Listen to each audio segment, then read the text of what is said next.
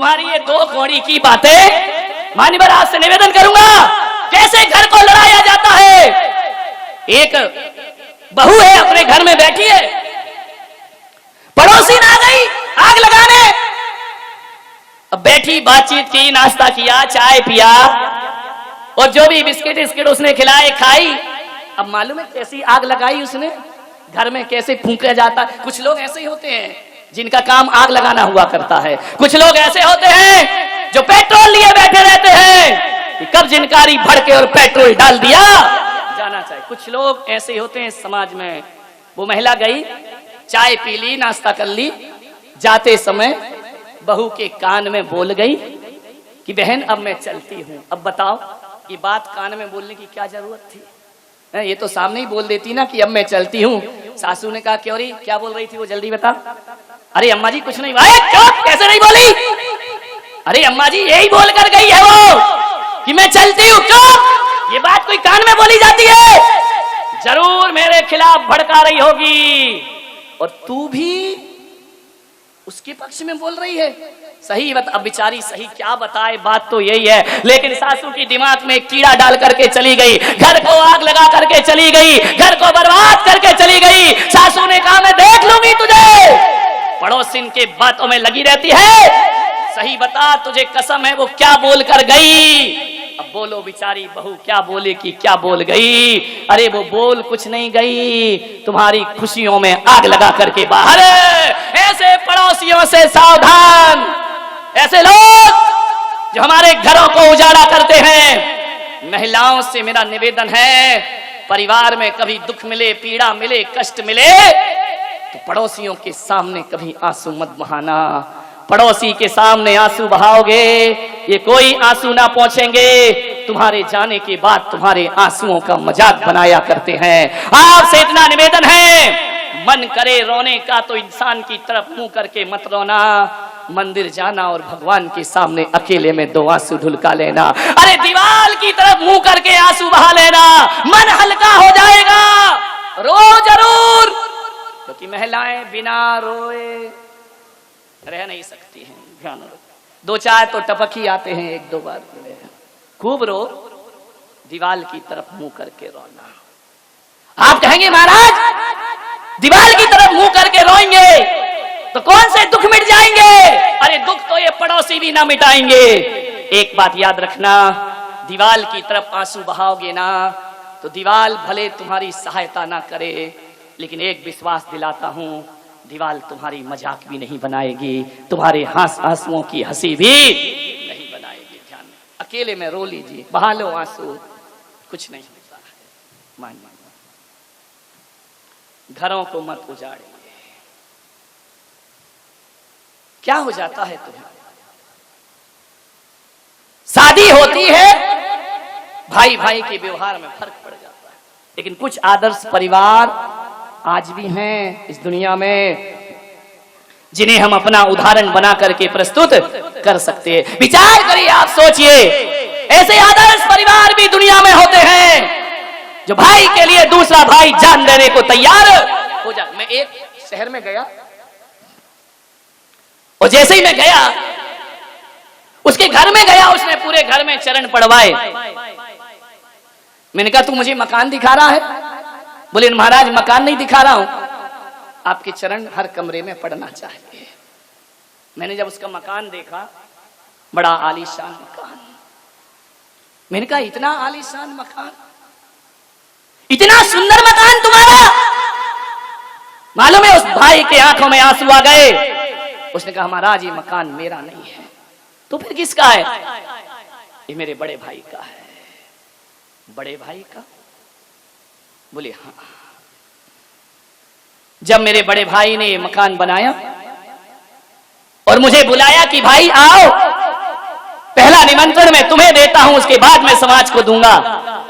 और जैसे ही मैं आया और मेरे मुंह से इतना निकल गया कि भैया ये मकान बनाया है या स्वर्ग बनाया है, इतनी खूबसूरत कोठी तुम्हारी। मेरे भाई ने मेरी तरफ देखा और कहा कि तुझे इतना पसंद आ रहा है? बोले हाँ। उसी समय मेरे भाई ने चाबी मेरे हाथ में रख दी, आज से मकान में तेरे नाम करता हूं। ध्यान मान्यवर, इतनी बड़ी दौलत है किसी के पास, इतना बड़ा दिल, एक एक इंच जमीन के लिए अदालत में खड़े हो जाते हो, ये कैसी मानवीयता है तुम्हारी? विचार। मकान दे दिया उसने, विचार करिए आप, एक शब्द निकला कि मकान सुंदर है, भाई ने कहा आज से इस पर तेरा अधिकार। मुझे एक घटना याद आती है, मैं बचपन में था, मेरा एक अमीर दोस्त था, उसका जन्मदिन आया, उसके भाई ने उसे एक चमचमाती कार इनाम में दी। उसने मुझे बुलाया कि बोले यार मेरे भाई ने मुझे कार दी है, चलो आज अपन घूम के आते हैं। उस दिन बड़ी खुशी हुई। मैं कोई बहुत बड़े शहर का रहने वाला तो था नहीं, पहली बार पूरे गांव में कार आई थी। उसने बिठा करके मुझे घुमाया, ऐसा लगा कि अपन ही नरेंद्र मोदी हैं, बाकी तो सब कीड़े मकोड़े हैं, ध्यान रखिए। बैठ करके कार में जब उसने मुझे चक्कर लगाए, एक गांव से चल करके वह शहर आया। मेरे गांव के पास जबलपुर एक शहर है, एक रेस्टोरेंट में उसने कहा कि चलो कुछ खाते हैं। घबराना मत, मैं उस समय महाराज नहीं था, उस समय तो सब खाता पीता था, ध्यान रखिए। चलो कुछ खाते हैं। एक रेस्टोरेंट के सामने उसने गाड़ी खड़ी की। एक बच्चा गरीब, मैं देख रहा हूं कि वह आता है, जैसे बच्चों की आदत होती है, कार में धूल जम जाती है ना, तो उस पे अपना नाम लिख देते हैं उंगली से। उस बच्चे ने अपना नाम लिखा और जैसे ही हम दोनों उस कार के पास गए, बच्चा घबरा गया। मैंने कहा भाग मत, ये बता तूने इस पे नाम लिखा। बड़ी हसरत से देखा उसने उस कार को। मैंने कहा कार तुझे बड़ी पसंद आ रही है, बड़ी बहुत सुंदर कार है, किसने दी? मेरे दोस्त ने कहा कि मेरा जन्मदिन है, मेरे बड़े भाई ने मुझे कार दी है। तो जानते हो, उस बच्चे के मुंह से निकला कि काश, इतना कहा और रुक गया। मैं समझा कि शायद बच्चा कह रहा है कि काश मेरा भी कोई ऐसा भाई होता जो मुझे कार प्रदान करता। मैंने उस बच्चे से कहा घूमोगे इस कार में बैठकर? बोले आप घुमाएंगे? मैंने कहा बिल्कुल। पूरे शहर का एक चक्कर लगाया। लगाने के बाद बच्चा इतना खुश, इतना खुश। मैंने कहा अब उतर जाओ। मालूम उस बच्चे ने कहा कि मेरे घर तक छोड़ दोगे? अरे मुझे लगा ये बच्चा बड़ा गड़बड़ है, घर तक छोड़ दोगे, घर जाएगा, अपने मोहल्ले में बड़ी सेखी बघारेगा, कालर ऊंची करेगा, हम इतनी बड़ी कार में बैठ करके आए हैं। मैंने दोस्त की तरफ देखा, दोस्त ने कहा चलो छोड़ दो, घर क्या बिगड़ता है, आज ही तो कार खरीदी है। जैसे ही घर पर गए, उसने कहा एक झोपड़ी में रहता था, उसने कहा यहाँ कार रोक दो। उसने कहा भाई साहब 2 मिनट इंतजार कर लो, मैं अपने भाई को लाना चाहता हूं। मैंने कहा हाँ बेटा, जा भाई को शान दिखा दे कि मेरी बड़े बड़े लोगों से दोस्ती हो गई है। बोले 2 मिनट रुकिए प्लीज, 2 मिनट रुके। ऐसी घटना घटी कि वह जैसे भीतर गया और अपने छोटे भाई को, जिसके दोनों पैर नहीं थे, गोद में उठा करके लाया।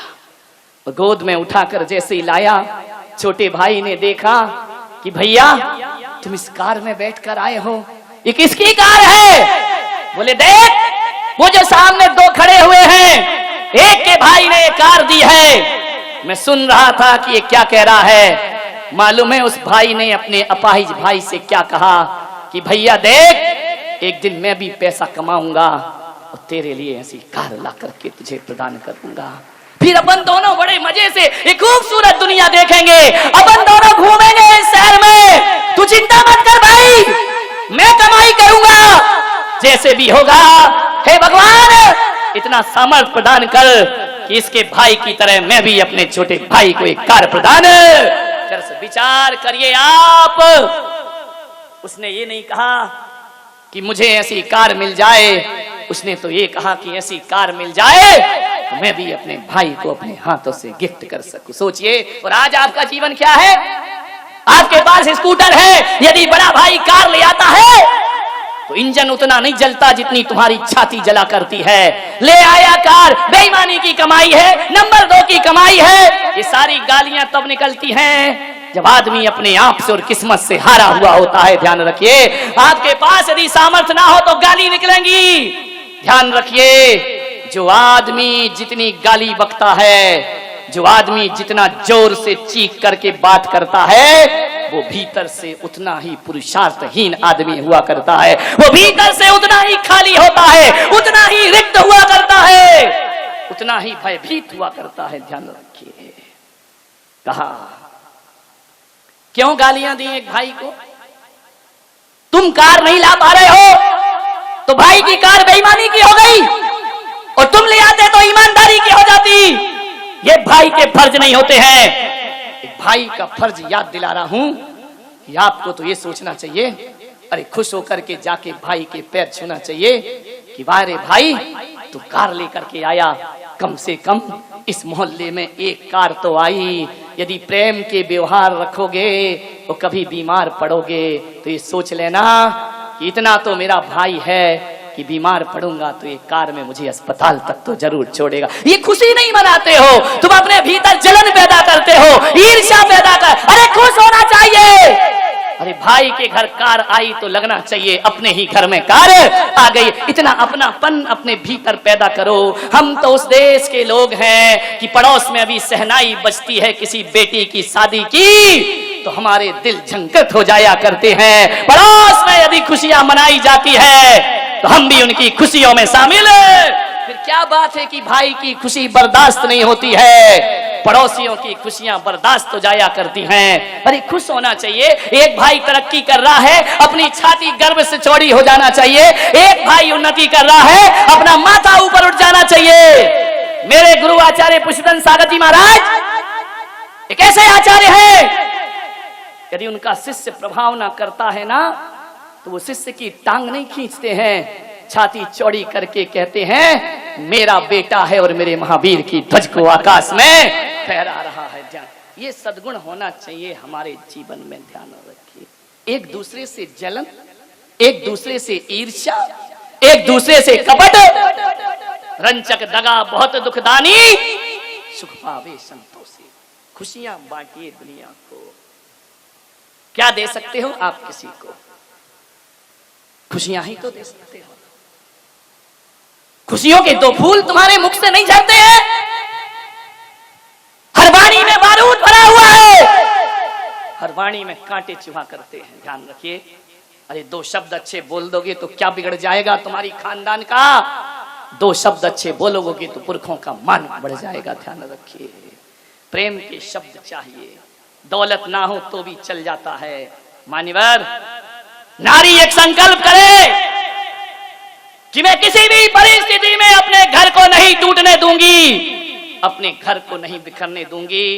लड़ते तो भाई भाई हैं, इल्जाम पत्नी पर आया करता है कि जब से शादी हुई है तब से भाई भाई के दुश्मन। मत लीजिए इल्जाम, उनके अपराध, उनकी लड़ाइयां अपने सिर पर काहे कोई ठीकरा फुड़वाती हो कि जब से बहू आई है बेटा पराया हो गया। नहीं भाई नहीं। आज मैं कमरे में बैठा था, प्रशांत जी मेरे पास आए, उनकी धर्मपत्नी रेणु भी आई, दोनों आए। मैंने कहा आज दोनों आए हो, बताओ आज शादी की सालगिरह है क्या? उनकी पत्नी ने कहा नहीं महाराज। तो मैंने कहा दोनों कैसे आए हो एक साथ? मालूम है उस बहू ने क्या कहा? मैं रोज अपनी सासू के साथ आती हूँ, मैं पति के साथ बहुत कम आती हूँ। मान्यवर सोचिए, जो सासू के साथ आना ज्यादा पसंद करे, पति के साथ कम, वो बहू नहीं होती, घर की लक्ष्मी हुआ करती है। ध्यान विचार करना है आपको। मैं अपनी सासू को पसंद, उनके साथ में ज्यादा आती जाती हूँ। मान्यवर सोचिए, वरना आज तो ये हालात है कि बड़ा भाई भोजन करने आता है तो देवरानी बाहर निकल जाती है, तो देवर आता है तो जिठानी बाहर निकल जाया करती है। आज तो ये हालात है।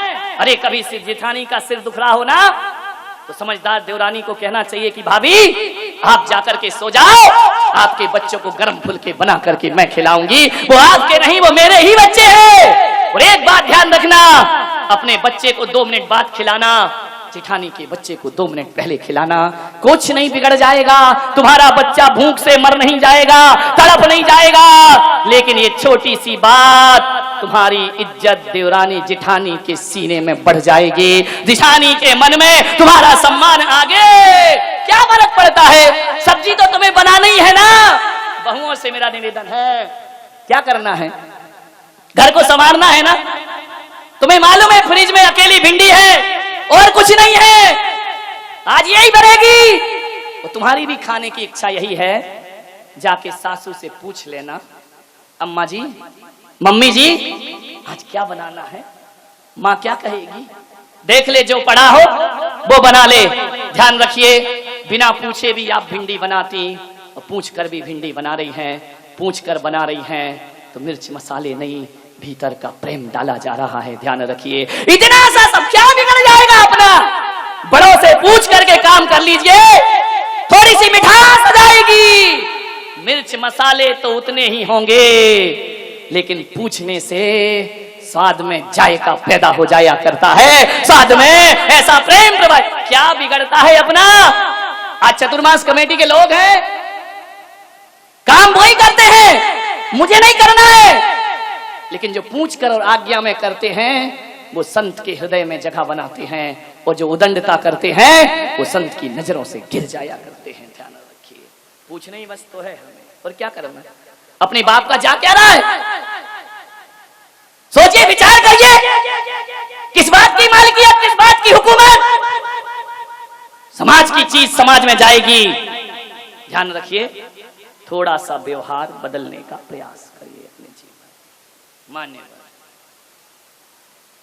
भाई कभी भाई की बात ना काटे, ध्यान रखना। एक भाई ने जो कह दिया तो कह दिया, फिर उसके पीछे कुछ भी। आज मैंने 21 साल हो गए मुझे घर छोड़े हुए, लेकिन आज भरी समाज के बीच में बोल रहा हूं कि मैंने घर छोड़ा है, लेकिन मेरे घर में भी भाई बहन हैं, लेकिन आज भी उस घर में कोई भी भाई बहन मेरी इजाजत के बिना कुछ करता नहीं है। एक बात ध्यान रखिए, वो मेरे से बड़े हैं, उम्र में बहुत बड़े, 10-10 साल बड़े हैं, लेकिन आज भी यदि एक आदेश कर दिया जाए तो उन भाइयों ने कभी ना कहने की हिम्मत नहीं की, कभी मुझसे जुबान लड़ाने की हिम्मत नहीं की। ध्यान रखिए मान्यवर, भले मैं सन्यासी क्यों ना हो गया हूं, लेकिन कोई भी कार्य, कोई भी निर्णय बिना आशीर्वाद के वो अपने जीवन में स्वीकार नहीं किया। मुझे याद है कि जब मैं घर में था, सबसे छोटी औलाद था मैं अपने परिवार में, यदि घर में खाना बन जाए और मैं स्कूल से आने में लेट हो जाऊं तो मेरे दोनों बड़े भाई तब तक भोजन नहीं करते थे जब तक मैं स्कूल से नहीं आ जाता था। जब तक एक थाली में ना खिलाए तब तक उनके जीवन में उनका पेट नहीं भरा करता था। जब भी नए कपड़े आते थे, चाहे मैं कपड़े खरीदूं चाहे वो खरीदे, ये नियम था, जब तक छोटा नहीं पहनेगा तब तक घर में कोई कपड़े पहना। मुझे कपड़ों का बहुत शौक था, समझ गए क्या। हर हफ्ते कपड़े आते थे, खाना कम चल जाएगा। 3 चीज के मुझे बहुत शौक थे, एक तो बाइक चलाना, वो भी गया, कपड़े अच्छे पहनना, वो भी गया, और पिक्चर देखना, वो भी गया। जय राम जी की हो गई। एक आदमी ने पूछा, पत्रकार ने, कि आपको अच्छे कपड़ों का शौक था और आज बिना कपड़े के घूम रहे हो। मैंने कहा, हाँ यार, मेरी जो चॉइस है ना बहुत हाई फाई है। बोले क्या मतलब। मैंने कहा, मैं हल्का नहीं पसंद नहीं करता हूं, बहुत हाई फाई सोचता हूं। मैंने सारे कपड़े पहन के देख लिए, फिर मैंने कहा मैं ऐसे कपड़े पहनूंगा, ऐसे कपड़े पहनूंगा जो दुनिया के किसी भी मील में नहीं बनते हो। ध्यान रखिए, जो कभी आउट ऑफ डेट नहीं होते हो। तुम्हारी ड्रेस आउट ऑफ डेट हो जाएगी, लेकिन ये 2600 साल से अप टू डेट थी, है और हमेशा रहेगी। ध्यान रखना, तुम्हारे कपड़े दुनिया की मील में मिल जाएंगे, लेकिन दिगंबर संत के वस्त्र दुनिया की किसी मील में नहीं मिला करते हैं। और दिगंबर संत के वस्त्र यदि कहीं मिलते हैं तो माँ की गोद में लेटे हुए निर्विकार बच्चे में दिगंबर संत के कपड़े मिला करते। खाओ तो अच्छा खाओ, वरना भूखे रहो। इसलिए मैं अच्छा खाता हूं, कचरा नहीं खाता, ध्यान रखिए। मैं काहे को बड़े हुए व्रत के छिलके खाऊं, मैं काहे को सबरी के जूठे बेर खाऊं। अभी एक जगह गोपाचल में मेरे आहार हुए, ऋषभ के यहां इतनी मोटी मोटी रोटी टीकरे बना के ले आई, बोले महाराज खाओ। मैंने कहा नहीं। बोली महाराज ये सबरी के बेर हैं। मैंने कहा राम को खिलाना, सबरी के बेर। मैंने कहा मैं तेरी मोटी रोटी खा जाऊंगा, मुझे कोई दिक्कत नहीं है। अब राम ने जूठे बेर खाए थे कि नहीं, उसने मुझे समझाया। मैंने कहा खाए थे। बोले तुम भी खा लो। मैंने कहा राम के पास दूसरा ऑप्शन नहीं था। था क्या?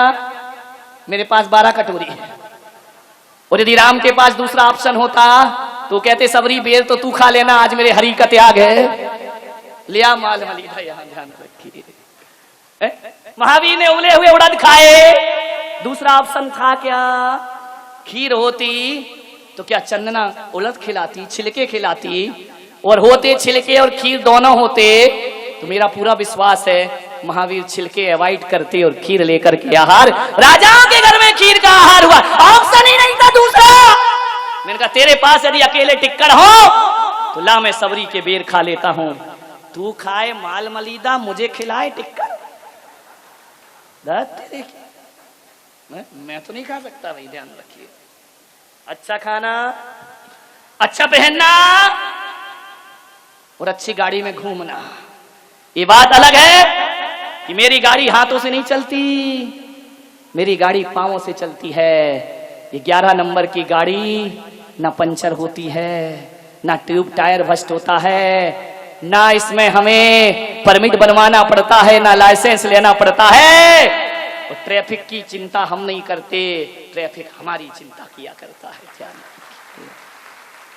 मान सोच, प्रेम रखिए जीवन में, दीपक 12 प्रेम का, प्रेम का दिया जलाओ, और प्रेम के दिए में मीठी वाणी का तेल होना चाहिए। ध्यान रखिए, कितना भी प्रेम हो, वाणी में जहर घुला है तो प्रेम की हत्या हो जाया करती है। ध्यान, भाई कभी भाई की बात ना काटे।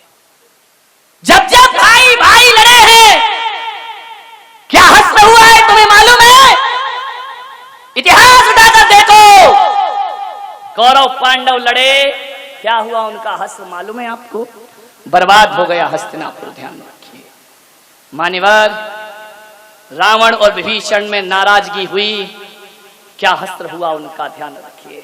ये दोनों सगे भाई थे, रावण और विभीषण सगे भाई थे, दोनों भाई में अनबन होती है, लंका बर्बाद हो जाया करती है।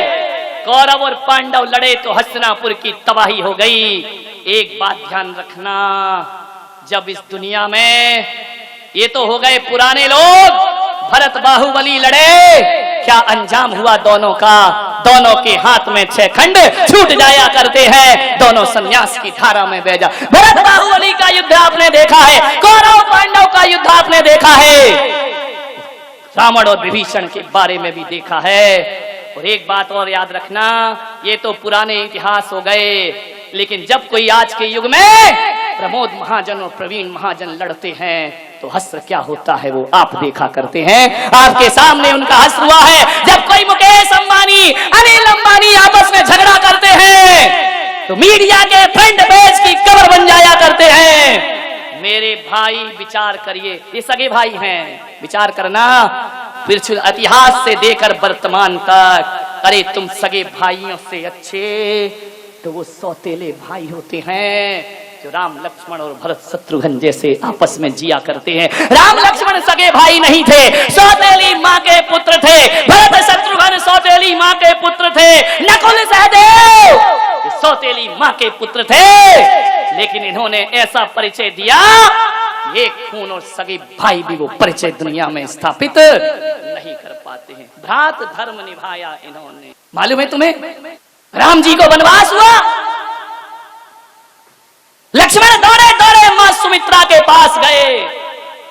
मां सुमित्रा, आंखों में आंसू लक्ष्मण के। मां सुमित्रा कहती है कि भाई बेटा लक्ष्मण, ये बड़ा अनर्थ हो रहा है इस अयोध्या में। राम जी को वनवास दिया जा रहा है 14 वर्ष का। लक्ष्मण ने कहा कि मां, मैं तेरा पुत्र हूं, यदि बड़े भाई को वरदान मिलता है तो छोटे भाई को भी तो कुछ वरदान मिलना चाहिए ना। सुमित्रा ने कहा वरदान मत मांग, इस खानदान में वरदानों की क्या दशा होती है तुझे मालूम है, बस वरदान मत मांग बेटा, तुझे जो मांगना है वो मुझसे मांग ले। मां, मुझे तेरा वरदान चाहिए। आज ये बेटा अपनी मां से भीख मांगता है वरदानों की। सुमित्रा ने कहा कि लक्ष्मण, मां से बेटा भीख मांगे, ये तो बड़ा अनर्थ हो जाएगा पुत्र। बोल तुझे क्या चाहिए?